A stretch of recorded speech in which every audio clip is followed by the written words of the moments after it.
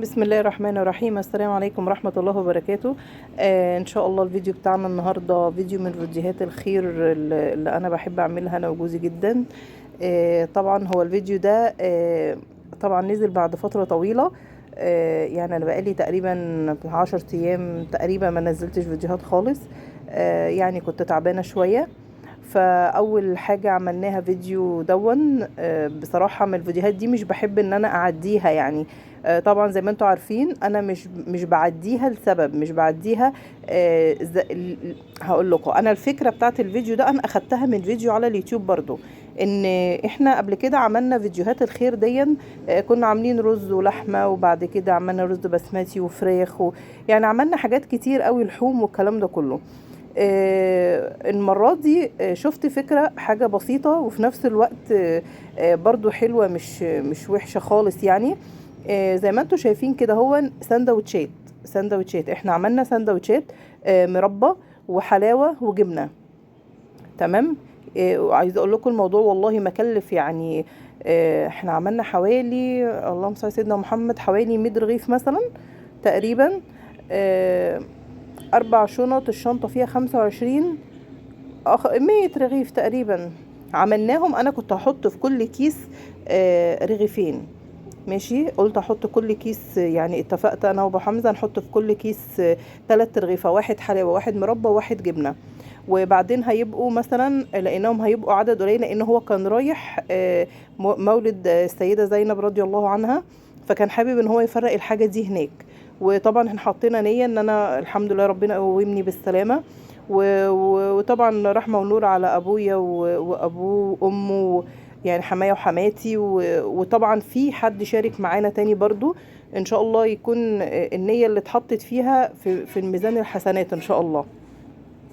بس كده بتبقى حاجات بسيطة جدا. فانا فكرتي من نشر الفيديو ان هو بيبقى فكرة وحاجات بسيطة ممكن ان احنا نعملها. الناس هتفرح بيها جدا وفي نفس الوقت رضينا يعني رضينا ناس كتير ويعني في ناس محتاجة للرغيف الفينو يعني للرغيف واحد مش 2. فاحنا كنا نحط في الكيس 3. فانا بصراحة اقترحت عليه قلت له طب ايه رأيك نحط في كل كيس رغيفين فينو بحيث ان يبقى اكتر عدد من الناس ياخد ورغيفين لشخص حلو برضو. فبصراحة عجبته الفكرة. فاحنا كنت عملت انا اول كيس 3 وبعدين قلنا لا خلاص هنخليهم رغيفين يعني جبنة اساسية ومعاه بقى مربى ومعاه حلاوة يعني جبنة ومربى وحلاوة. فبدأنا زي ما انتم شايفين كده ان احنا فضيت طبعا هو راح اشترى الحاجات. بدأت ان انا اعبيها بقى في اطباق عشان تبقى سهلة معايا ان انا ايه نعبي يعني احط في السندوتشات. وطبعا اكيد في كل عمل خير حمزة وملك لازم يكونوا مشاركيننا فيه. ربنا يبارك لنا فيهم يا رب وبنيت يا رب ان ربنا يبارك لنا فيهم ويطرح فيهم البركة ويكونوا برين بينا يا رب بإذن الله. بس انا كنت بشتغل هنا وانا كنت تعبانه برضو بس يعني الحمد لله كنت احسن. كنت عديت وقت كنت يعني عامله عمليه بس عديت وقت منها يعني الحمد لله بقيت احسن بفضل من ربنا يعني. فبدات ان انا ايه هو بقى يفتح الفينو وانا بقيت ايه احط بقى فيه. فطبعا قسمنا ان احنا نحط الجبنه لوحدها الاول عشان ايه ما نلخبطش بقى الفينو كله على بعضه يعني. فاحنا عبينا الجبنه الاول بعد كده حطيناها في الاكياس وبعد كده بدأنا ان احنا ايه نعبي بقية الايه الحلاوة والمربى. فعايزة اقول لكم الموضوع كان مش مكلف والله كان مش مكلف خالص يعني. يعني هو كله اخد له مثلا بتاع حوالي 300 جنيه مثلا. يعني انا بقول لكم برضو الاسعار ان انا اقول لكم دي حاجه مش مكلفه. في ناس طبعا مش معاها 300 جنيه. انا بتكلم على الناس اللي تقدر تعمل حاجه بسيطه وفي نفس الوقت مش مكلفه. يعني احنا عشان ندخل دلوقتي في فراخ ولحمه وزي الشغل بتاع الاول دون فاكيد هتبقى الموضوع هيبقى صعب ومكلف لناس كتير جدا. فدي حاجه بسيطه ان احنا نقدر ان احنا ايه نعملها وفي نفس الوقت هتبقى اللي حابب يعمل عمل الخير دون لما بيقعد حبة مش بيعمله بيبقى متضايق بصراحة. يعني جربوا كده تطلعوا حاجات لله او تخرجوا وجبات كده. بس مالك ماسكة السكينة. ما خدتش بالي اصلا ان هي معاها لو انا بصور لكم الفيديو دلوقتي دون. خدتش بالي ان السكينة في ايديها يعني انا هاخدها منها دلوقتي. اهو بصوا بقى هنا بوريكم ان انا حطيت 3 سندوتشات. بس احنا بعدين ما حطيناش. بصوا عايزه اقول لكم انا مش مركزه معاها، هي كده انا اخدتها منها. انا كنت مركزه في اللي انا بعمله، مركزتش معاها. انا السكينه كنت جايباها علشان بتاع ده، اللهم صل على سيدنا محمد، افتح بيها الفينو، بس لقيت سكينه مشرشره سهلت معايا الموضوع اكتر يعني. آه، بس عايزه اقول لكم ملك اتضربت اساسا في الموقف ده، لان هي اخدت نزلت بالسكينه تحت وراحت لفت ورا الكرسي، وانا ما خدتش بالي منها. لو تاخدوا بالكم ان الكاميرا وقعت وانا بقول لها ايه اللي انتي ماسكاه، راحت طالعه تجري، فراحت الستاند وقع.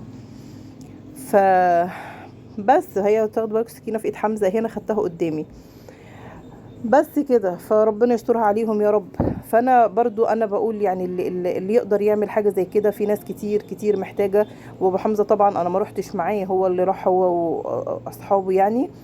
فرقوا الحاجه دي في عند السيده زينب. فبصراحه كانت بيقول لي الناس كانوا مبسوطين جدا، والناس كانوا فرحانين جدا. وكانوا بيقول لي يعني كان بصراحه يعني الواحد اللي بيفرق حاجه بيبقى فرحان قوي قوي قوي ان هو بيفرق حاجه زي كده يعني. فبيقول لي فعلا الناس كانت محتاجة الحاجة دي، وفي ناس غلابة كتير. فبتبقى حاجات بسيطة وبتراضي، يعني حاجات بسيطة وبتراضي. مش لازم نعمل لحمة والفراخ وي لا لا لا، في حاجات بسيطة جدا يعني جبنة وفينو. كل كيس فيه رغيفين. يعني كانت الموضوع كان سهل وبسيط، وبصراحة كان مش مكلف. واحنا اتبسطنا، يعني احنا اتبسطنا ان احنا حابين نعمل حاجة. ف يعني قلنا دي حاجة بسيطة ان شاء الله تبقى كويسة. ان شاء الله تكون في ميزان حسناتنا جميعا يا رب. واتمنى يا رب ان اللي ياخد الفكرة ان شاء الله، وزي ما انا اخدت الفكرة من حد، هو اكيد اخد الثواب ان انا خدت الفكرة منه. اكيد يعني لازم هي قناة لولا فاني بصراحة. يعني برضو كل واحد لازم يقول فضل الناس عليه، يعني بعد فضل ربنا طبعا. قناة لولا فاني انا شفتها كانت بتوزع فينو، وكانت بتحط مع الفينو بصراحة بضاية، بس انا ما حطيتش بيض. فانا عجبتني الفكرة، فقلت انا لازم انفذها، فهي اكيد هتاخد الثواب معايا. وانا اتمنى ان شاء الله اللي ينفذها وياخد الفكرة مني ويعملها ان شاء الله برضو يبقى ليا ثواب فيها باذن الله.